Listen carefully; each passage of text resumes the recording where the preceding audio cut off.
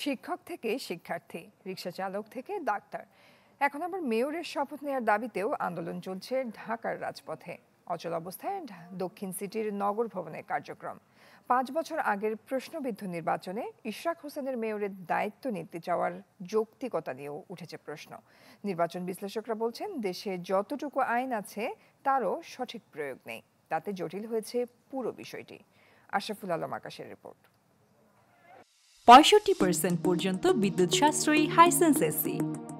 Hisense ২০২০ সালের ১ ফেব্রুয়ারি ঢাকা দক্ষিণ city নির্বাচন ছিল প্রশ্নবিদ্ধ। ভোট পড়ে ৩০%-ও কম। পরে ভোট কারচুপি ও অনিয়মের অভিযোগে ফলাফল প্রত্যাখ্যান করে বিএনপি। তবে জুলাই অভ্যুত্থানে ক্ষমতার পট পরিবর্তনে বদলে গেছে দৃশ্যপট। ৫ বছর আগের মামলায় গেল ২৭ মার্চ আদালতের রায়ের পর ২৭ এপ্রিল বিএনপি নেতা ইশরাক হোসেনকে ঢাকা দক্ষিণ সিটি কর্পোরেশনের মেয়র ঘোষণা করে গ্যাজেট প্রকাশ করে নির্বাচন কমিশন।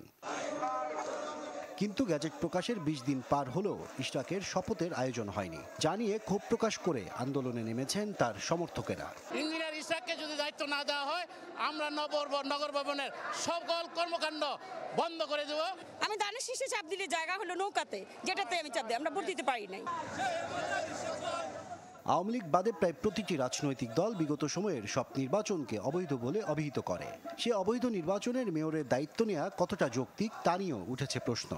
অবৈধ নির্বাচনকে বৈধতা আদালত দিয়েছেন বিচারিক প্রক্রিয়ার মাধ্যমে, সেটাকে মেনে নিতে হবে। সেটা যদি কেউ মানতে অস্বীকার করে তাহলে ধরে নিতে হবে তারা আদালতকে অবমাননা করছে। যখন আমরা অবৈধ বলছি তখন আমরা সেই যে ফলাফলটাকে সেটাকে আমরা মিন করে অবৈধ বলছি। মেয়রের শপথের ইস্যুকে কেন্দ্র করে চলমান আন্দোলনে অচল হয়ে পড়েছে ঢাকা দক্ষিণের নগর ভবন। তালা দেওয়া হয়েছে প্রতিটি ফটকে। মেয়র হতে মরিয়া ইশরাক হোসেনের দাবি, এই আন্দোলন স্থানীয়দের অধিকার। এই আন্দোলনটি লাগাতার চলবে যতক্ষণ না পর্যন্ত দাবি মেনে নেওয়া না হচ্ছে। সবখানে যদি আন্দোলন হয়, তারা যদি আন্দোলন করে, আমি তাদেরকে কিভাবে তাদের মৌলিক অধিকার থেকে বঞ্চিত করার নির্দেশনা দিতে পারি। এদিকে নির্বাচন আইনের বিধিমালা মতে মামলার আবেদনের ৬ মাসের মধ্যে এবং আপিল পরবর্তী ৪ মাসের মধ্যে আপিল নিষ্পত্তি করার বিধান রয়েছে।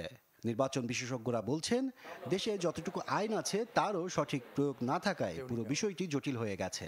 এটা আসলে আমাদের আইনের দুর্বলতা। পৃথিবীর অনেক দেশেই নির্বাচনের ৩ দিন, ৭ দিন, ১ মাস, বড়জোর ৩ মাস পরে এ ধরনের জাজমেন্ট হয়। এবং ইশরাক সাহেবকে যে শপথ নেওয়ার জন্য ডাকা হয় নাই, তার কোনো ব্যাখ্যাও কিন্তু আমরা জানি না। সরকারের পক্ষ থেকে কোনো ব্যাখ্যা দেওয়া হয় নাই। মেয়র ঘোষণা করে ট্রাইব্যুনালের রায় স্থগিত চেয়ে হাইকোর্টে করা রিট শুনানির আগে কোনো সিদ্ধান্তে আসা যাবে না বলেও মন্তব্য করেন এই নির্বাচন বিশেষজ্ঞ। এখন বলটা সম্পূর্ণ আদালতের করে। আশরাফুল আলম আকাশ, চ্যানেল 24, ঢাকা।